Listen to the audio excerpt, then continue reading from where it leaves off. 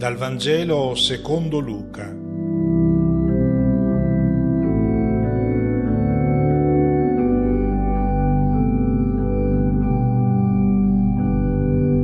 Una buona domenica a tutti.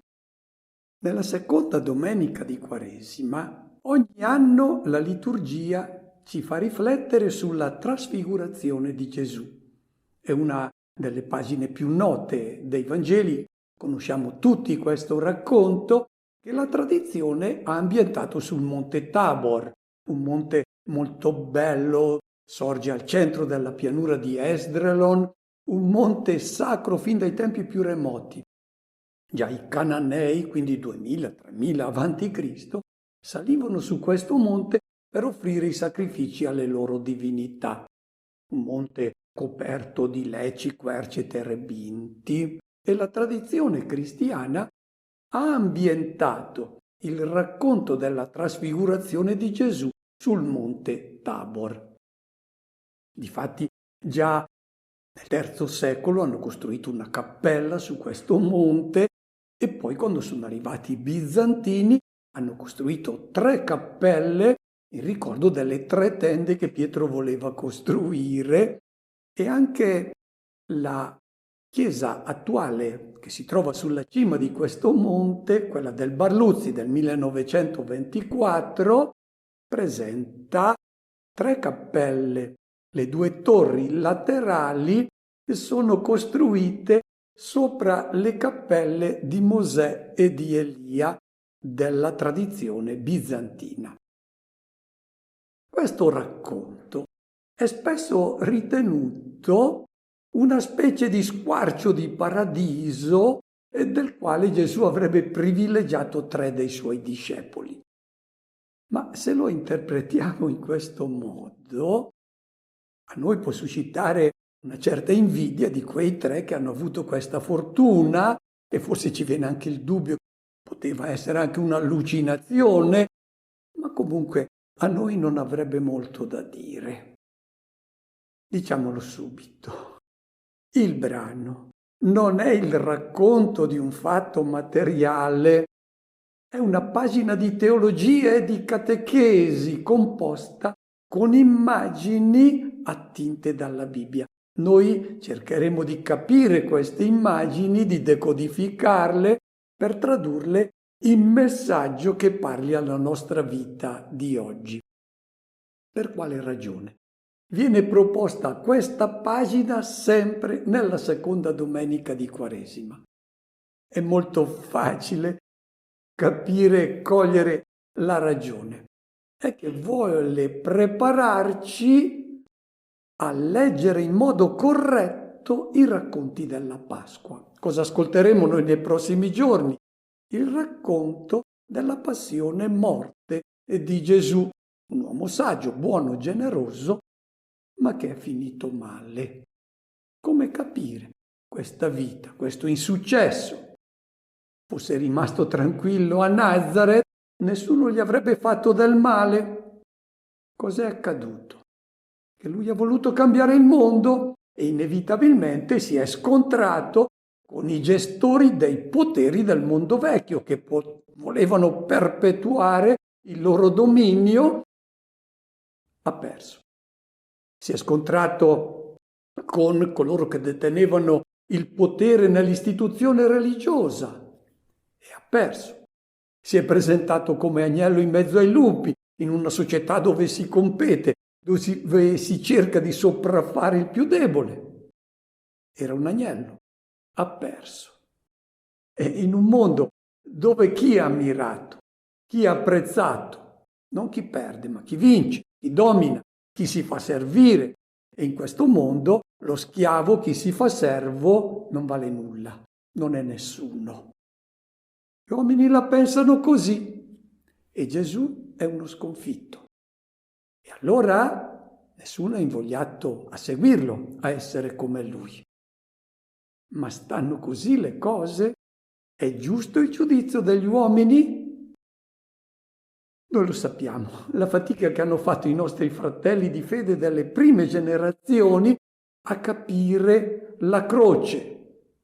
Non lo volevano come simbolo Sappiamo che i primi cristiani avevano come simboli l'ancora, il pesce, il pelicano, il pavone, il chirò, non la croce. La croce ha cominciato a diventare un simbolo dei cristiani solo nel IV secolo, al tempo di Costantino, perché la croce era il simbolo di una sconfitta, motivo di biasimo. L'Evangelista Luca ha scritto questo racconto al tempo di Domiziano. Sullo sfondo vi ho messo il celeberrimo graffito del Palatino. È stato trovato negli scavi del Pedagogium, che era una sorta di collegio destinato alla formazione dei pagi imperiali, che erano dei giovani che venivano dalla società medio-alta di Roma. Cosa presenta questo graffito? Che è del tempo di Domiziano, proprio quando Luca scrive il suo Vangelo. C'è un uomo su una croce, un uomo con la testa d'asino. Poi c'è un suo devoto che lo adora e c'è un'iscrizione in greco Alexamenos sebete theon, che significa Alexameno adora il suo Dio. Chiaramente Alexamenos era un nostro fratello. I suoi colleghi lo prendevano in giro. Hanno fatto questo graffito e dicono: ecco il Dio adorato da Alexameno, uno con la testa d'asino finito sulla croce. La croce era simbolo di biasimo. Paolo nella lettera ai Corinzi dice, attenti, che non è una sconfitta, non è un motivo di scandalo come lo ritengono i giudei e non è una follia come ritengono i pagani, ma è segno di una sapienza che non è quella di questo mondo, dove è valutato chi vince, chi domina. La sapienza di Dio è l'opposto. La grandezza sta in chi serve. Per far comprendere questo ai cristiani delle loro comunità e a noi oggi, gli evangelisti non hanno fatto dei ragionamenti, i semiti non fanno dei ragionamenti, compongono racconti e attraverso un racconto che l'evangelista Luca ci vuole invitare a leggere in modo corretto ciò che è capitato a Gesù e non lasciarci sedurre dai criteri di giudizio degli uomini. Sentiamo come inizia questo racconto. Circa 8 giorni dopo questi discorsi, Gesù prese con sé Pietro, Giovanni e Giacomo e salì sul monte a pregare. Mentre pregava, il suo volto cambiò d'aspetto e la sua veste divenne candida e sfolgorante. Ed ecco, 2 uomini conversavano con lui. Erano Mosè ed Elia, apparsi nella gloria, e parlavano del suo esodo, che stava per compiersi a Gerusalemme. 8 giorni dopo questi discorsi, in genere nei Vangeli gli episodi sono accostati l'uno all'altro senza indicazioni di tempo.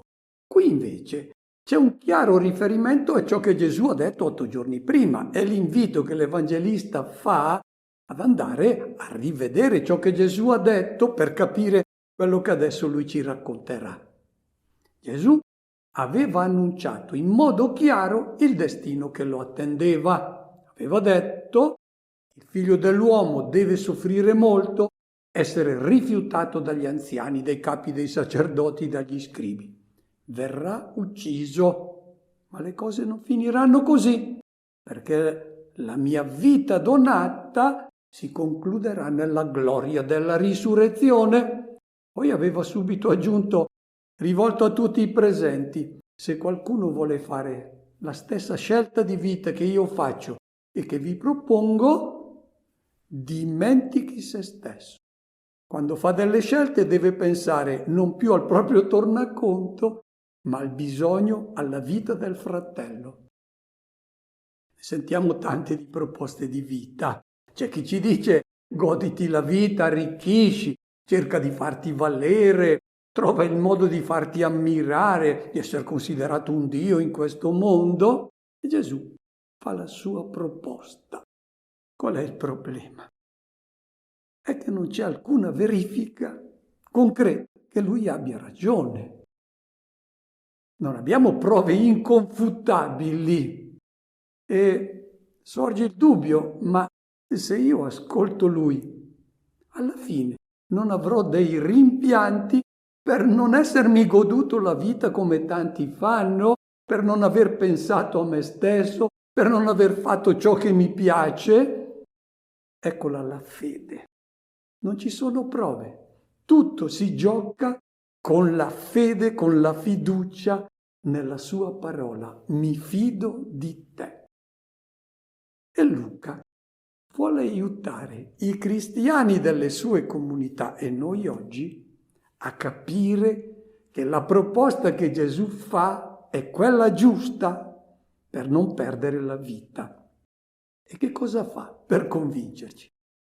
Ci racconta il cammino spirituale che hanno fatto i discepoli. Sappiamo molto bene che quando Gesù parlava di queste cose loro si tappavano le orecchie, si chiudevano gli occhi, non volevano vedere dove Gesù andava, volevano continuare a coltivare i loro sogni. Pietro reagiva e diceva a Gesù: ma questi non sono discorsi da fare, ti sono suggeriti dal maligno, tu devi essere un vincitore. Quali passi hanno fatto i discepoli? Non tutti, ma un gruppetto ha cominciato a capire prima degli altri che la scelta che Gesù proponeva era quella giusta. E con quali immagini l'Evangelista ci racconta questo cammino spirituale che loro hanno fatto, perché è il cammino che suggerisce oggi a noi. Anzitutto, si sono lasciati accompagnare da Gesù sul monte. Che cos'è questo monte? Non è un monte materiale, non è il monte Tabor, è il mondo di Dio. Gesù ha introdotto un gruppo dei discepoli che sono arrivati prima degli altri a lasciarsi penetrare dalla luce del cielo, dal modo di pensare di Dio. Si sono staccati dalla pianura e sono saliti in alto. Cos'è questa pianura? È il luogo dove vivono tutti, dove tutti ragionano secondo i criteri, i giudizi, la scala di valori di questo mondo. E concretamente, in pianura l'uomo riuscito è valutato dal conto in banca, la cilindrata della macchina, case, visibilità sugli schermi televisivi, sui giornali, nei media dove si parla di lui. Secondo questi criteri, cosa vale Gesù? È uno sconfitto, un perdente, un fallito, non ha case, non ha campi, agli occhi del mondo non è nessuno. Finché si rimane in pianura, Gesù è valutato così, sì, un uomo buono, ma non lo si segue. Per vedere in un modo diverso questa persona, bisogna salire sul monte. E poi, che cosa accade lì sul monte? C'è la preghiera. Abbiamo sentito fin dall'inizio del racconto che Gesù è salito per pregare. Solo Luca dice la ragione per cui Gesù è salito sul monte e sarà durante la preghiera che anche questi 3 discepoli cominceranno a vedere un cambiamento dell'aspetto del volto di Gesù. Mentre pregava, l'aspetto del suo volto divenne altro. Che cos'è questo cambiamento dell'aspetto del volto di Gesù che un gruppo di discepoli ha cominciato a vedere? Staccandosi dal modo di pensare degli uomini, hanno cominciato a capire che il volto sfigurato del Maestro quello che lui ha annunciato cambiava, diveniva splendente. Il volto dello sconfitto diventava quello del vincitore, perché adesso entravano nel modo di vedere di Dio quel volto. Sul monte cambia tutto, i giudizi sono rovesciati. Se vogliamo sintonizzare i nostri pensieri con quelli di Dio, vanno coltivati questi momenti di preghiera, che significa intimità con Cristo, nel silenzio. È impossibile essere coinvolti nei pensieri di Dio quando si è storditi dalla confusione, dal cellulare che continuamente squilla per scambiarci magari delle banalità, per raccontarci sciocchezze. Se ci si lascia coinvolgere nella fiera delle vanità proposta in questo mondo dai media, noi non riusciamo ad entrare nel modo di giudicare la vita che è quello di Dio. E quindi qui è l'invito ad accostarci a Cristo, come hanno fatto quei tre, e prendere in mano il Vangelo, cominciare a riflettere, formarci un criterio di giudizio, non secondo gli uomini che ci porterebbero lontani da una scelta di vita riuscita. E allora ci si rende conto che i volti degli uomini che non assomigliano a quello di Gesù di Nazaret sono volti brutti, incutono paura, perché il volto di chi compete, di chi cerca di sopraffare gli altri, non di servirli, non è più un volto umano, è quello delle belve che sbranano i più deboli. Questa è la vita della competizione del nostro mondo, dove vale chi è riuscito a vincere. Gesù ci ha fatto la sua proposta e questo volto noi lo vediamo diverso solo se entriamo nello sguardo che Dio ha sulla riuscita di una vita. E la sua veste divenne candida, sfolgorante.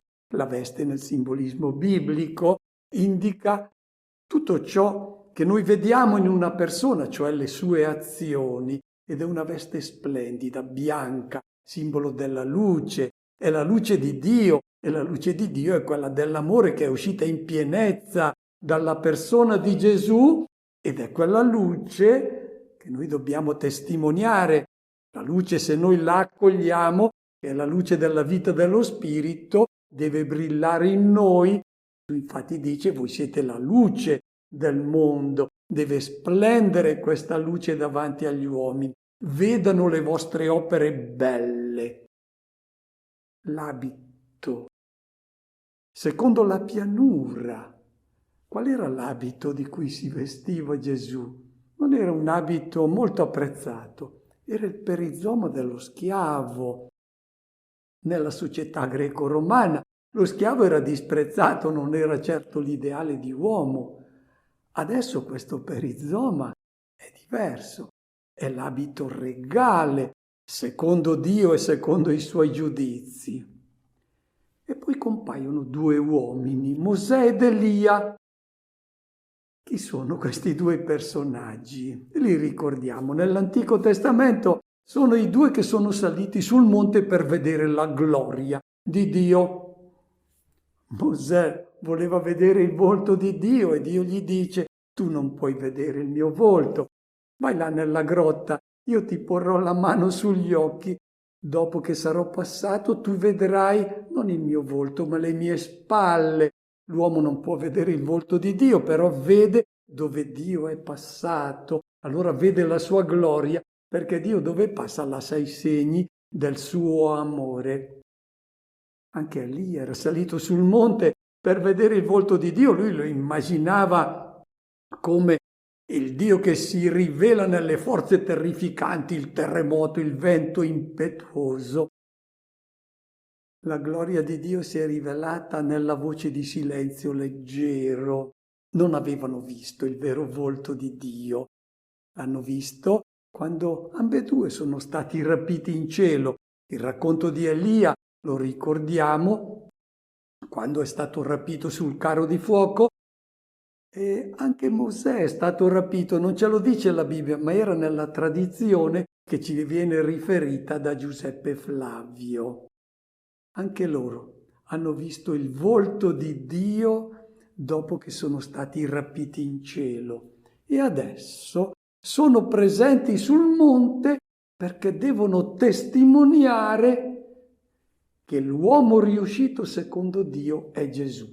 Mosè aveva detto: il Signore un giorno invierà a voi un profeta come me e chi non lo ascolterà sarà tagliato fuori dal popolo.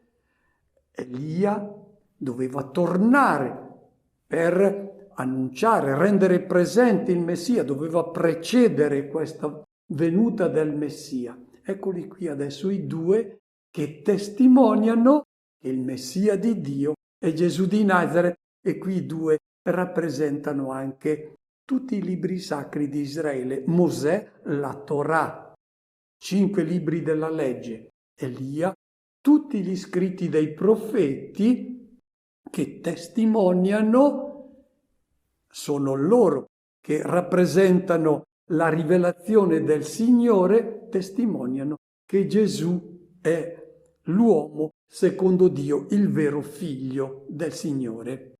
E di che cosa parlavano? Del suo esodo, l'esodo che Gesù avrebbe portato a compimento in Gerusalemme. Che cosa significa?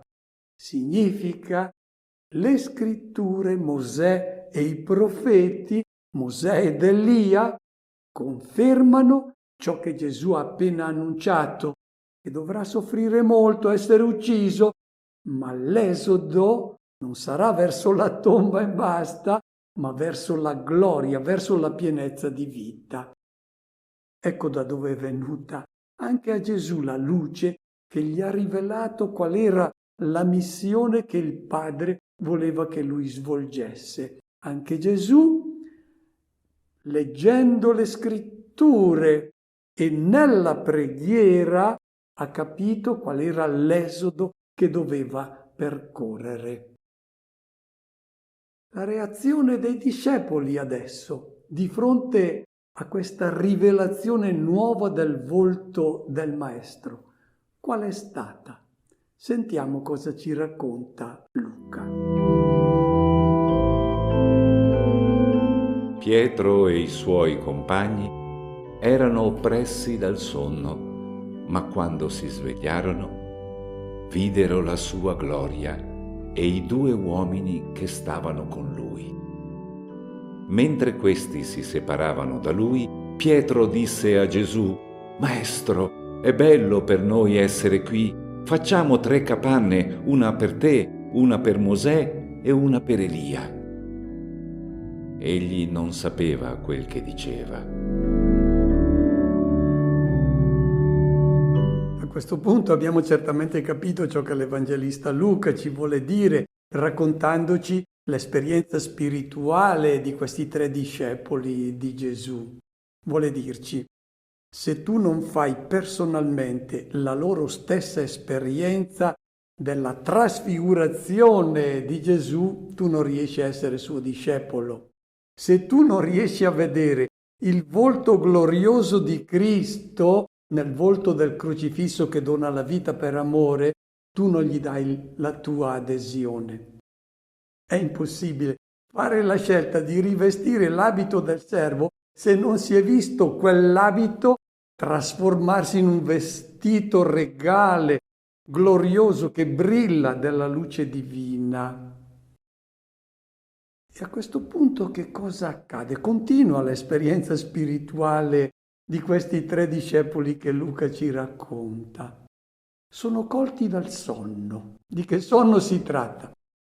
Il sonno è il momento in cui gli occhi si appesantiscono e pian piano si chiudono e non si vede più niente. Cosa ci vuol dire Luca? Che non è facile continuare a scorgere un volto glorioso quando si ha davanti un volto coperto di sputi, coronato di spine.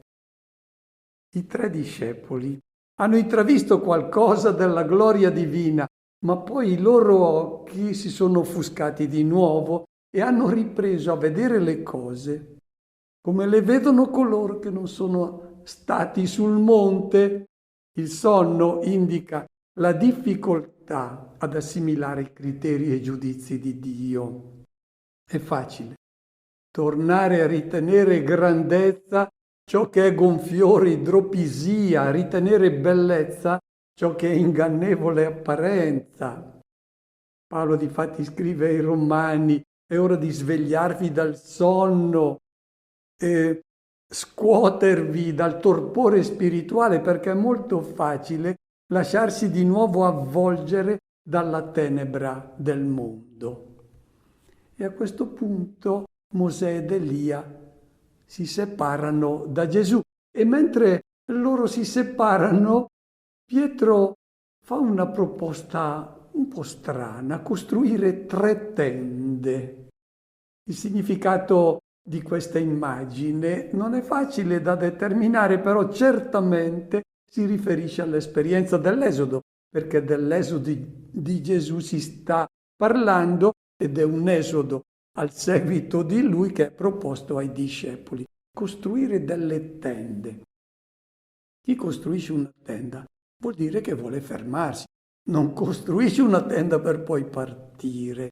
Come mai Pietro si vuole fermare?